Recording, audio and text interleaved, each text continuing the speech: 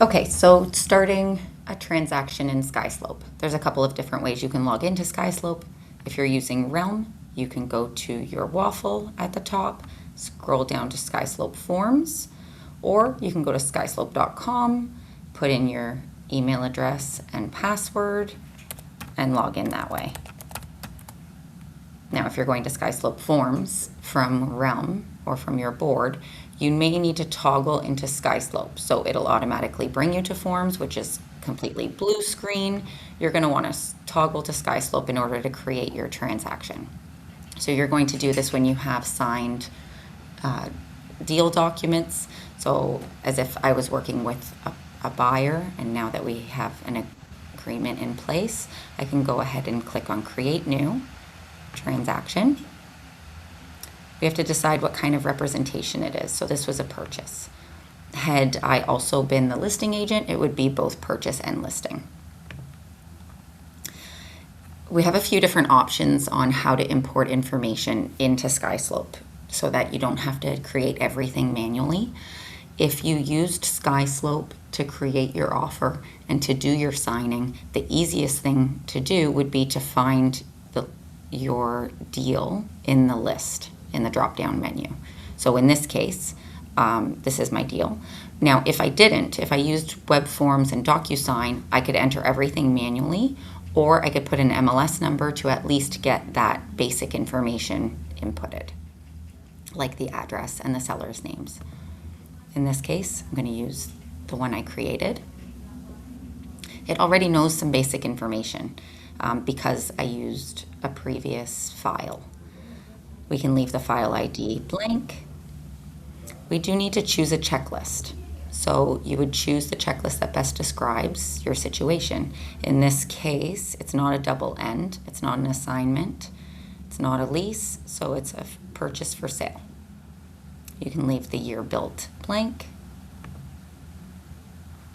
So during negotiations, the price changed. So this is the price we started at, but unfortunately the clients had to pay a little bit more, so I'll change that. And it wasn't accepted today. Actually, I got this accepted yesterday, so I'll change that date. It is conditional until next week on the 30th, and it's going to be closing in August. So I'll go ahead and put those dates. You can leave the deal number blank. The deals department will take care of that. And it wasn't an office lead, so I'll just click on no. So it's great. It has the buyer and the seller information based on what my file already said when I prepared the offer. If you need to add an additional buyer, because maybe that happened during negotiations, I would just click on add another buyer and input that information. Click on continue. Has the listing agent information and my information. If you're working with another agent in the office, you could add another buyer agent here. Now I don't have lawyer information, so I want to leave it blank, but I can't continue past here. All I have to do is click on seller's lawyer, leave it blank, and go ahead and continue past. If you do have lawyer's information already, now would be the time to enter it. There's no loan officer. A transaction coordinator would be someone like an assistant, or maybe you're working with another agent and they're going to be handling some of your paperwork. You can add them in here, but in my case, I'm not. And there's no referral for this.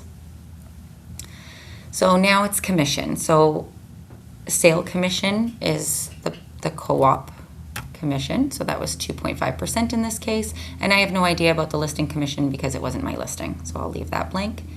Everything else here you can leave blank. The only thing, the notes is a good spot to leave any notes that are about commission to the deals department.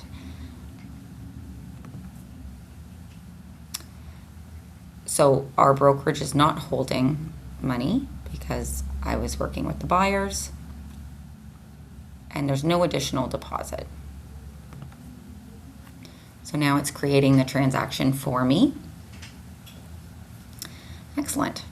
So it's all created, and it's created a checklist for me. So I need to add my signed documents into this checklist, and there's a couple of ways to do that. So adding assign documents into the checklist items. The different options are to attach each individual item to each checklist. So for example, if I wanted to attach the RICO guide, I could click on attach, and I could find something from my downloads and drag it in here, or I could have clicked on upload document and found it on my desktop, whichever works. Both of those ways are completely fine. It'll show in review, and that's when the deals department will take a look at it, and I can see what I uploaded by clicking on the little paper clip. So that's great. Now the other option is to use agent submission.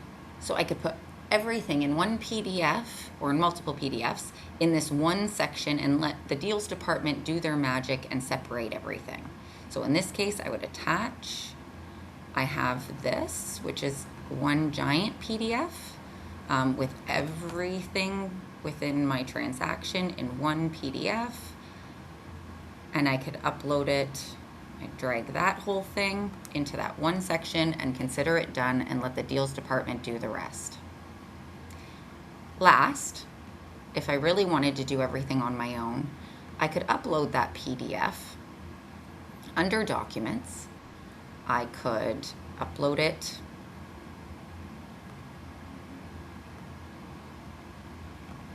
into here, and then I can split it. So I can click on Split. Skyslope is pretty smart. It actually recognizes a lot of these forms without us telling it what it is.